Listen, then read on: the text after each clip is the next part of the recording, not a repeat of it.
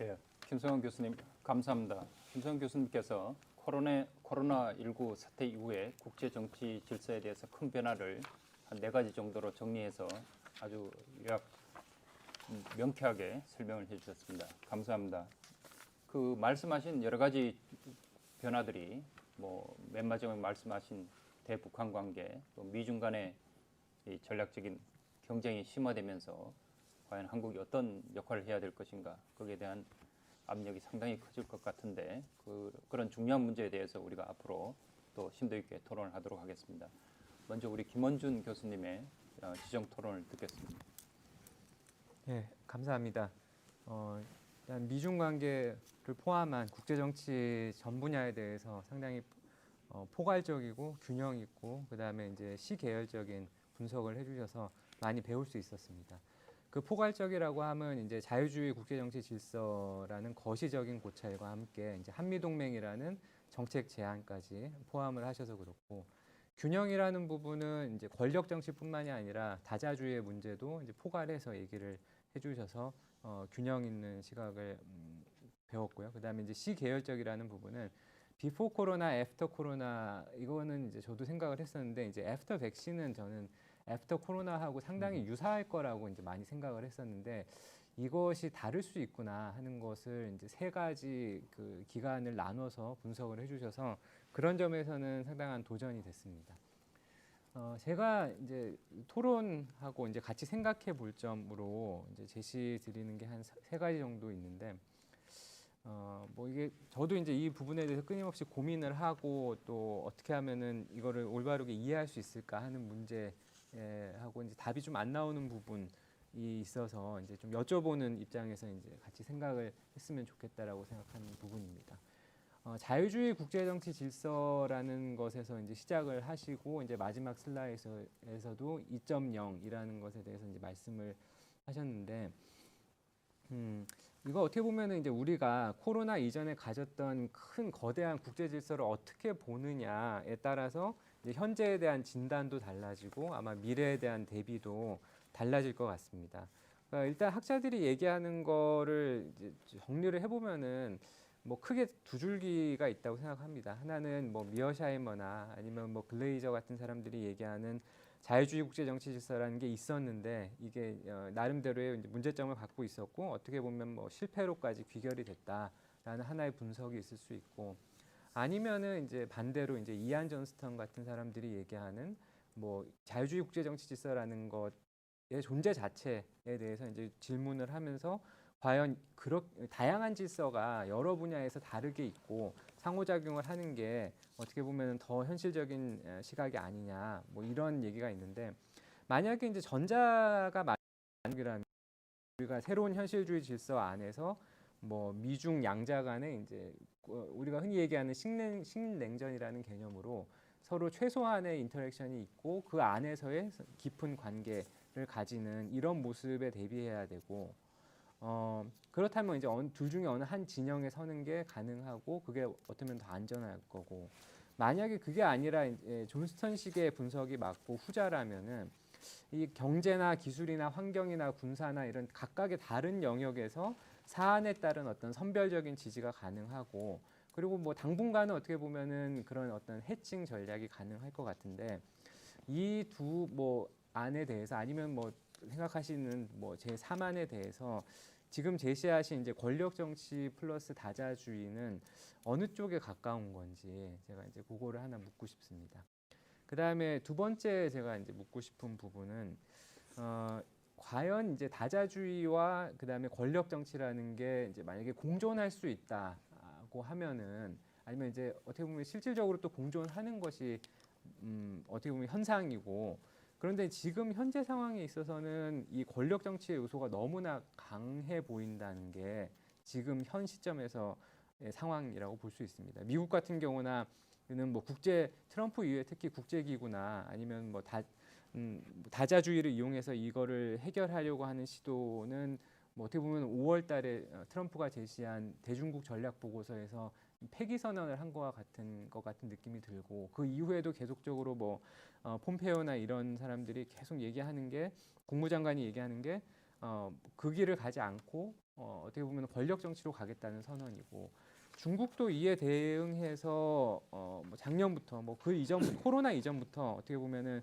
끊임없이 자신들의 모델을 제시하고 그다음에 뭐 인터넷 거버넌스나 아니면 인권이나 뭐 이런 부분에서 자신들의 모델을 제시하고 있는 상황인데 또 이제 뭐 홍콩 보안법 같은 경우에도 더 이상 이제 이거에 대해서 변명을 하지 않고 국제 무대에서 또한 어떻게 보면은 이제 그 인권 이사회의 투표 결과를 글로벌 타임스에 이제 자랑을 하면서 뭐 이만큼 많은 나라가 보안법을 지지했다 이런 식으로 이제 하고 있는 권력 정치적 요소가 많은데 과연 이러한 흐름을 거슬릴 수 있는 다자주의라는 것이 어떻게 보면 뭐 부활할 수 있을까? 그다음에 만약에 부활한다면은 과연 이게 어디서 나올 것인가?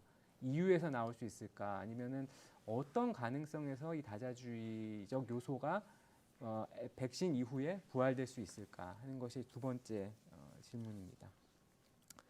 세 번째 제가 던지는 이제 의문과 질문은 이제 국제 공조가 중요하고 특히 그런데 이제 미국이 최근에 시도하는 어떤 가치 전쟁이라는 거가 과연 이 공조를 해칠 수 있고 그다음에 공조를 어렵게 만들 수 있는 요소가 아닌가 하는 생각이 듭니다. 그래서 뭐 미국 같은 경우는 뭐 홍콩이나 그다음에 신장 이런 부분에서 뭐 기술 그다음에 인권 뭐 첨단 기술 이런 것들이 다 합쳐서 지금 압박을 하고 있고 중국도 이것에 대해서도 상당히 강경하게 특히 이제 최근에 왕이의 유럽 순방이나 아니면 시진핑의 뭐 정상회담 이런 곳에서도 디펜드하는 모습을 보이고 있는데 어떻게 보면은 이렇게 중국이 그 핵심 이익이라고 생각하는 어떤 체제, 그다음에 체제에 대한 어떤 도전 이런 것에 대해서 과연 미중 양국이 감정이 상하지 않고 그다음에 장기적인 영향력이 없이 지금 홍콩 같은 경우도 상당히 영향력이 있고 이게 조금만 지나면은 뭐 오늘의 홍콩이 내일의 대만이고 그다음에는 동아시아라는 얘기가 있을 정도로 민감한 문제인데 이런 문제를 넘어서서 어떻게 보면 아까 말씀드린 것과 좀 겹치는 부분인데 공조가 어떻게 가능할 수 있는가? 저도 이제 공조를 찾아보고 싶은 입장에서 그것을 누구와 누구 사이의 공조죠? 미중 간의 네, 네. 예. 그리고 이제 마지막 질문은 이제 대통령 선거를 얘기하지 않을 수가 없는데 말씀하셨지만은 트럼프와 바이든 이제 9월 말부터 이제 토론이 또 시작되는데 어떻게 보면은 중국에 대한 어떤 반중국적인 어떤 정책적인 지향에 있어서는 초당적이고 크게 다르지 않을 거라는 게 전문가들의 지적인데 그 방법은 많이 다를 거다라고 얘기를 합니다. 뭐 다자주의 활용이나 동맹의 활용 등이 이제 바이든에서 더 볼 수 있는 모습이라고 하는데 과연 그런 어떤 바이든의 어떤 그 수단으로서의 어떤 동맹의 활용이나 다자주의의 활용이 우리한테는 어떤 함의를 주는가? 우리의 정책, 특히 이제 대북 문제 같은 경우에 있어가지고 아무래도 뭐 트럼프가 당선이 되거나 아니면은 뭐 바이든이 들어와도 당분간은 뭐 봉쇄, 아니면 양자 모두 뭐 북한에 대한 봉쇄가 강화될 것이라는 전망이 많은데.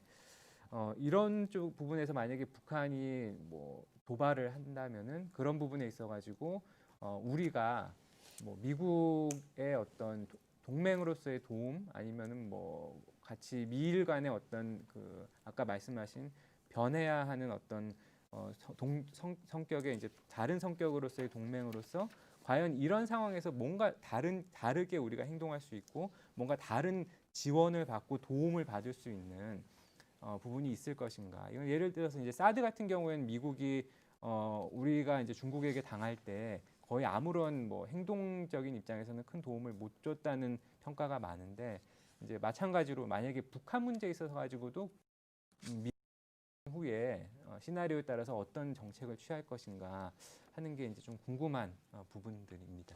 예, 감사합니다.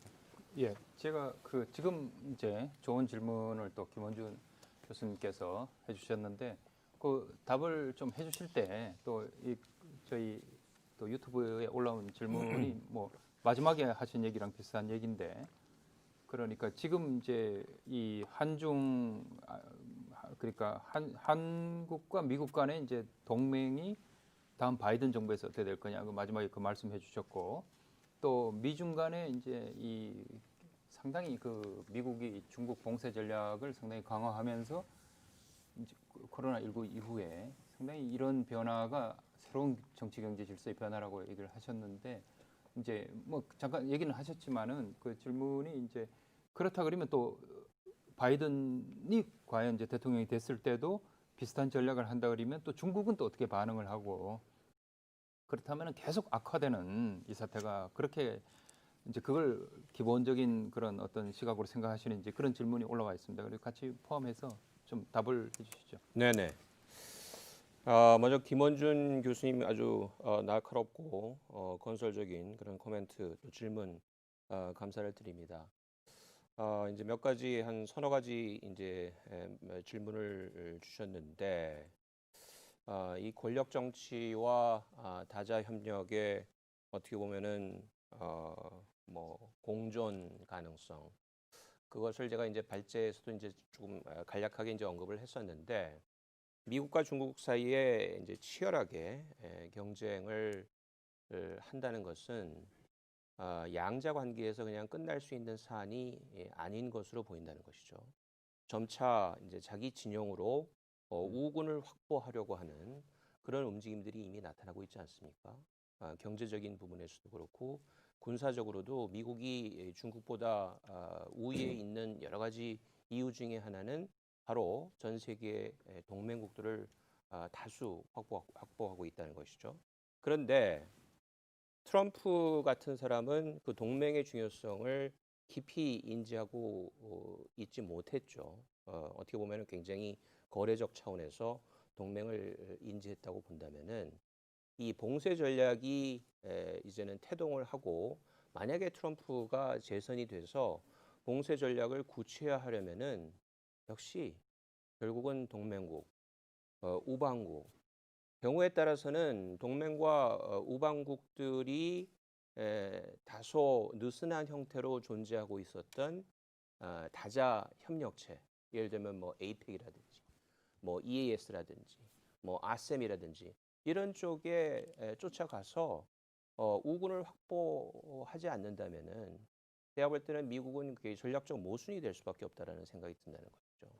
그래서 제가 이제 선택적 다자주의, 선택적 다자 협력을 강조한 것이 바로 그런 측면이다. 미국은 지금까지 뭐 EAS라든지 ARF라든지 이런 다자 협력의 장에 트럼프 대통령이 별 관심을 주지 않았고 또 국무장관조차도 별로 관심을 두지 않지 않았습니까? 제가 볼 때는 이러한 양태들이 변할 가능성이 있다. 왜? 중국은 그 다자 협력의 중요성을 인지를 하고 아주 예리하게 지난 한 20년 동안 공략해 오지 않았습니까? 그렇다면은 그 영향력을 상쇄하기 위한 미국의 어떻게 보면은 아주 용의주도한 접근이라기보다는 의도하지 않게 자신이 지금까지 싫다고 얘기한 것을 이제는 좋아해야만 하는 그런 상황으로 역설적으로 변화하지 않겠느냐라는 생각이 들고요. 그다음에 미국과 중국 사이에서 선택의 문제는 저는 아니라고 봅니다. 저희가 전략적 차원에서 미국과 중국 사이에서 이미 동맹을 맺을 때 1953년도에 우리는 이미 미국을 선택했다고 볼 수가 있겠죠. 물론 그 사이에 여러 가지 변화들이 있었습니다만은 여전히 미국과 중국은 힘이 똑같지는 않다. 미국이 상당 부분 여전히 우위를 점하고 있다. 그렇지만 모든 사안에 대해서 미국과 우리가 똑같은 입장을 가져갈 수 없는 또 그런 한계점도 있다는 것이죠. 그래서 사안별 저는 그 포지션 선택은 미국을 했지만은 사안별로 우리가 실용주의적 관점에서 그 포지셔닝을 잘 해갔으면 좋겠다. 그런데 역시 요컨대 우리가 중국과 뭐 교육이라든지 투자 뭐 이런 것들은 하겠지만은 첨단 기술 분야에 관해서 미국과 협력하는 것이 우리의 전략적 선택으로서 바람직하지 않겠느냐. 저는 그렇게 생각을 하고 있습니다. 그래서 현재 벌어지고 있는 그런 중요한 사안 중에 하나인 첨단 기술 분야에 관한 연합을 어떻게 할 것인가. 그것은 분명히 미국이다. 저는 그렇게 생각을 하고요. 또 전통적인 교육이라든지 또 뭐 투자라든지 또 제반 그런 어떤 문화적인 협력이라든지 이런 것들은 충분히 또 중국과 해 나갈 수 있다라는 그런 생각을 가지고 있고요. 가치 전쟁 말씀하셨는데 이게 굉장히 재밌는 부분이죠. 그러니까 미국이 뭐 중국과 으르렁거리거나 뭐 잘 지내거나 뭐 중국의 체제 문제적으로 없었습니다. 그런데 이제는 어, 중국의 체제를 근본적으로 변화시키겠다는 의지를 현 트럼프 정부는 피력을 하고 있습니다. 중국이 권위주의 체제가 아니라 민주주의 체제라면은 과연 코로나가 발발을 했는데 거기에 대해서 그렇게 숨기고 국민과 국제사회를 기만하면서 골든 타임을 과연 놓쳤을까라는 근본적인 질문을 제기하고 있는 것이죠. 그런 측면에서 굉장히 그 공세적인 그런 모습들이 있습니다. 그렇지만은 역시 미국 입장에서 봤을 때는 가치 전쟁, 가치 논쟁이 가지고 있는 전략적 한계는 민주주의 국가가 아니면서 미국 쪽에 좀 쓰고 싶은 나라를 자칫하면 고립화시킵니다. 예. 예를 들면 뭐 싱가포르 같은 나라들. 싱가포르 같은 나라들이 충분히 미국이 끌어당기면 끌어당길 수 있는데 싱가포르는 잘 아시다시피 민주주의 국가는 아니잖아요. 그러면 가치 전쟁을 너무 강조하다 보면은 미국이 상당히 그 효과적인 그런 어떤 우군을 잃어버릴 수 있는 또 전략적 한계를 가지고 있기 때문에 제가 볼 때는 바이든이 대통령이 되면은 당선이 된다면은 그런 측면들을 좀 중화시키는 노력들이 가시화되지 않을까라는 생각이 들고 그렇기 때문에 다자주의, 동맹 이런 것들을 지금 매일매일 뭐 TV나 매체를 통해서 강조하는 바이든이 나름대로 균형이 잡힌 것처럼 보이는 것 또한 사실입니다. 그런데 이제 우리 입장에서는 바이든 역시 미국 내에 지금 중국에 대한 반감이 여론조사를 해보면 퓨 리서치 센터라든지 이런 데서 여론조사한 걸 보면은 70%가 넘어갑니다. 예.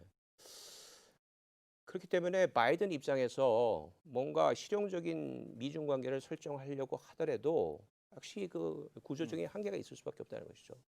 그러면은 바이든 역시도 중국에 대한 어떤 포괄적 봉쇄를 위해서 한국에게 보다 적극적인 역할, 북한에 대한 어떤 억제 그런 차원이 아니라 마치 9.11 직후에 우리에게 이라크, 아프간 파병을 요청한 것처럼 한미동맹의 범주를 뛰어넘는 거였거든요.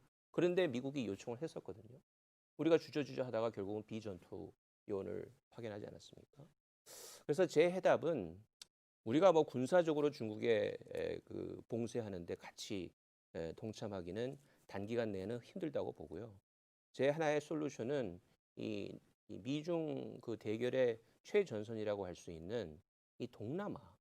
이 동남아가 굉장히 중요한 지역인데 동남아에서 지금 미국과 중국 간의 영향력 경쟁이 벌어지고 있는데 특히 개발 협력 분야 있지 않습니까? 이 개발 협력 분야에 있어서는 중국의 ODA 액수하고 미국의 ODA 액수가 상대가 안 됩니다. 미국이 압도적으로 적죠. 예. 저는 그런 측면에서 한국이 이 동남아에 대한 어떤 관심 제거라고 할까요? 개발 협력 차원에서 좀 더 전략적 차원에서 좀 이렇게 제고할 수 있는 그런 개발 협력적 차원에서 접근을 한다면은 미국이 상당히 고마워할 수 있는 부분이 분명히 있다. 예. 그런 어떤 그 비군사적이면서도 상당히 어떻게 보면은 전략적으로 소위 해칭할 수 있는 그런 측면을 좀 찾아가는 노력이 바로 그런 개발 협력적 어프로치가 아닐까 그렇게 일단 말씀을 드리고 싶고요. 그래서 한미 동맹의 모습은 일단 북한에 대한 억제와 방어에 집중을 하되 지역이나 범세계적 차원에서는 좀 더 한국의 소위 비군사적인 적극적인 역할을 제고할 필요가 있다. 그 얘기는 첨단 기술 동맹은 역시 미국과 맺고 또 개발 협력 차원에서 동남아라든지 또 경우에 따라서는 아프리카라든지 이런 쪽에서 한국의 긍정적이고도 미래지향적인 역할을 한미 동맹 틀 속에다가 이렇게 잘 녹여낼 수 있다면은 미중 사이에서 좌고우면하는 이런 그 고민 부담을 조금은 덜 수 있지 않을까 그런 제언을 드려봅니다. 네. 예, 감사합니다.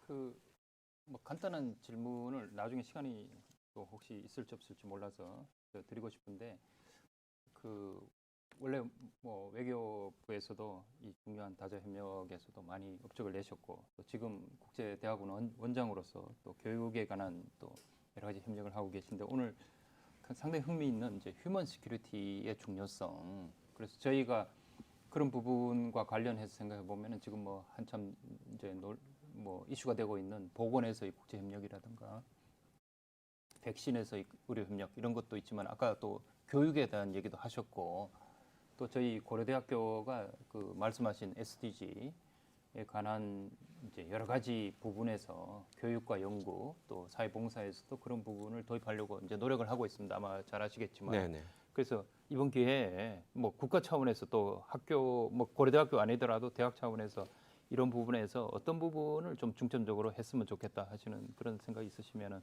간략하게 말씀해 네. 주시면 도움이 되겠습니다. 제가 말씀드린 그런 어떤 after vaccine에 대비한다는 차원에서 대학교는 어떻게 보면은 사회 변화, 뭐 특히 이 젊은 층의 길러내는 곳이기 때문에 백신 이후의 세상을 준비하는데 대단히 중요한 역할을 대학이 할 수 있다고 봅니다. 그래서 이미 제가 말씀드렸다시피 대학의 교육이라든지 연구가 코로나 이전의 모습과는 좀 달라야 되겠다. 아마 우리 그 넥스트 노말 위원회도 그런 문제 의식 하에서 출범이 됐다고 생각을 합니다. 그래서 제가 이제 마이크로소프트처럼 뭔가 자신들의 그 기업 실적을 기업 활동을 SDG의 지표로 화해서 이렇게 발표하는 이런 모습들이 제가 볼 때는 우리가 충분히 벤치마킹 할 수 있는 그런 분야가 아닌가라는 생각이 들고요. 그다음에 안보 문제도 사실은 고려대학교가 이제 또 최근에 급성장하고 있는 이런 그 이공계, 의과대 이런 쪽에서 뭔가 이 인간 안보를 보다 이 직접적으로 소위 제고시킬 수 있는 수단을 방법을 방안을 만들어내는 그런 어떤 그 유용한 소위 랩 역할을 해줄 수 있다면은 고려대학교의 발전에도 좋고 또 대한민국의 발전에도 충분히 기여할 수 있는 일종의 롤 모델이 될 수 있지 않을까 이렇게 생각합니다. 예, 좋은 발표 답변 감사드립니다. 그러면 다음 세션으로 옮겨서 최병일 한국고등교육재단 사무총장님을 모시고 포스트 코로나 미중 경제 전쟁 어디까지 갈 것인가에 대해서 발표를 듣도록 하겠습니다. 최병일.